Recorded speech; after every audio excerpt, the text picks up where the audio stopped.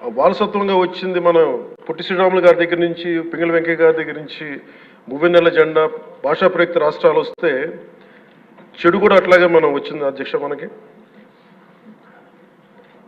గత ప్రభుత్వం మనకు అందించింది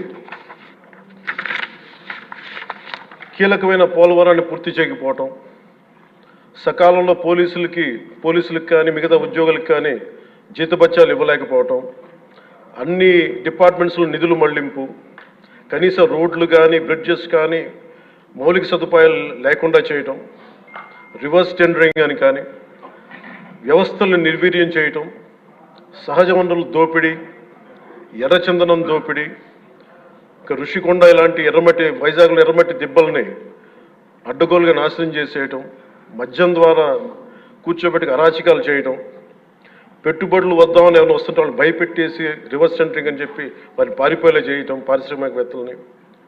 ఇది మనం తద్వారా మనకి వాళ్ళ ద్వారా కూడా వచ్చిన వారసత్వం అధ్యక్ష. వీటన్నిటిని అధిగమించి ఎలా ముందుకెళ్ళాలి, ఏ స్థాయిలో వెళ్ళాలి అనేది నేను మొన్న ఎలక్షన్ ముందు కూడా మా సహచరులందరికీ కూడా చెప్పాను, ప్రతిసారి ప్రజలందరికీ కూడా తెలియజేశాను. ఒక సుదీర్ఘమైన అనుభవం ఉన్న నాయకులు ఈ రాష్ట్రానికి చాలా అవసరం. దేశంలో కూడా ఇంకెవ్వరికి రాని పరిస్థితి మన రాష్ట్రానికి వచ్చింది. మనస్ఫూర్తిగా నేను అంతకుముందు ఏమి చెప్పాను, ఈరోజు కూడా అదే చెప్తున్నా అధ్యక్ష.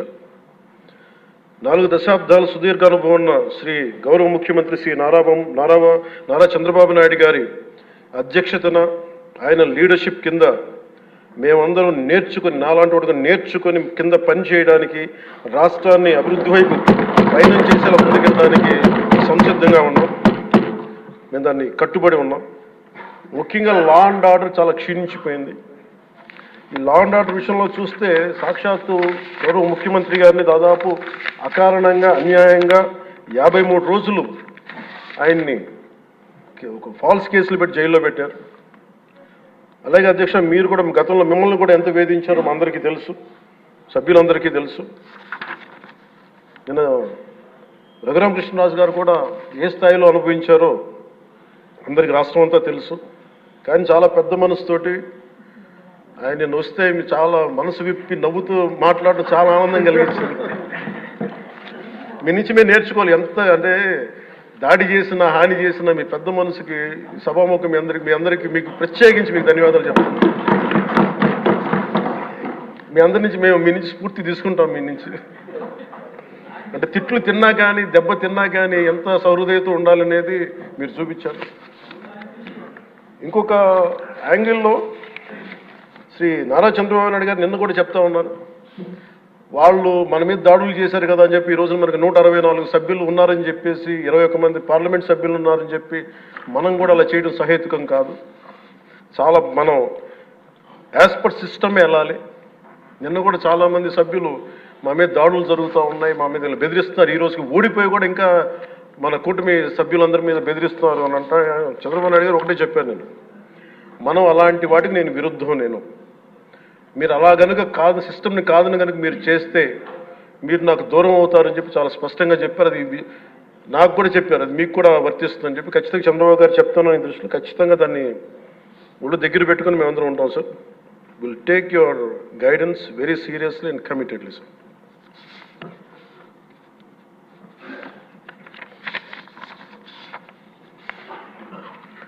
అలాగే కేంద్ర నాయకత్వం నిన్న ఈరోజు ఇందాక న్యూస్లో చూసిన అధ్యక్ష, 15,000 కోట్ల రూపాయలు మన ఏ అమరావతి లేకుండా ఈరోజు వరకు ఇబ్బంది పడతాం. అలాంటి అమరావతికి కేంద్ర మంత్రి మన నాయకులు గౌరవ ప్రధానమంత్రి శ్రీ నరేంద్ర మోదీ గారు బడ్జెట్లో ఈ రోజున 15,000 కోట్ల రూపాయలు అమరావతి కోసం రిలీజ్ చేసినందుకు సహృదయంతో మనస్ఫూర్తిగా కూటమి తరపున మా అందరి తరపున కూడా వారికి ధన్యవాదాలు తెలియజేస్తున్నాం అధ్యక్ష.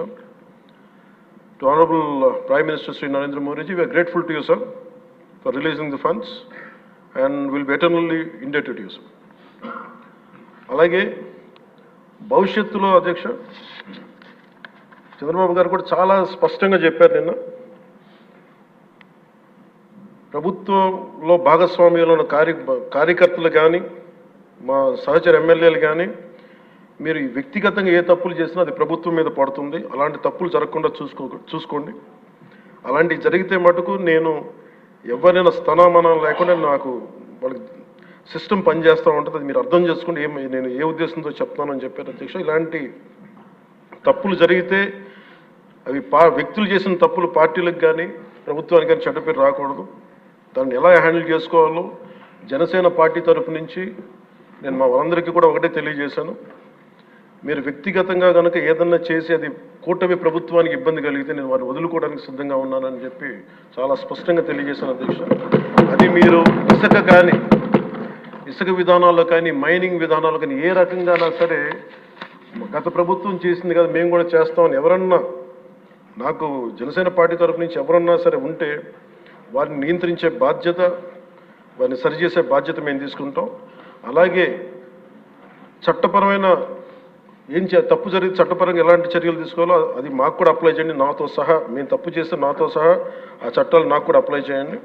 ఎవరు దీనికి అతీతులు కాదు. దీనికి ముఖ్యంగా ఈ 5 సంవత్సరాల కాలం ఇది హాలిడే కాదు ఎవరికి. మన ముఖ్యమంత్రి గారు కూడా చెప్తా ఉన్నారు, ట్రాఫిక్ జామ్స్ ఎంతసేపు జరుగుతున్నాయి, ఈ ప్రోటోకాల్స్ ప్రకారం సెక్యూరిటీ హ్యాజర్డ్స్లో ఎంతసేపు ట్రాఫిక్ నాపుతున్నారు, ఒక 2-3 నిమిషాల మించి ప్రజలు ఇబ్బంది పడకూడదని పదే స్పష్టంగా చెప్తా ఉన్నారు.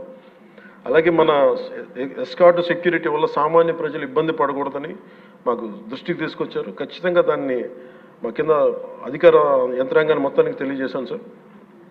అలాగే ఈరోజు మనకున్నది భవిష్యత్తు బాధ్యత. ఇది కేవలం ఈ హౌస్లో ఉన్న వ్యక్తులకే కాదు అధ్యక్ష, ఇంక్లూడింగ్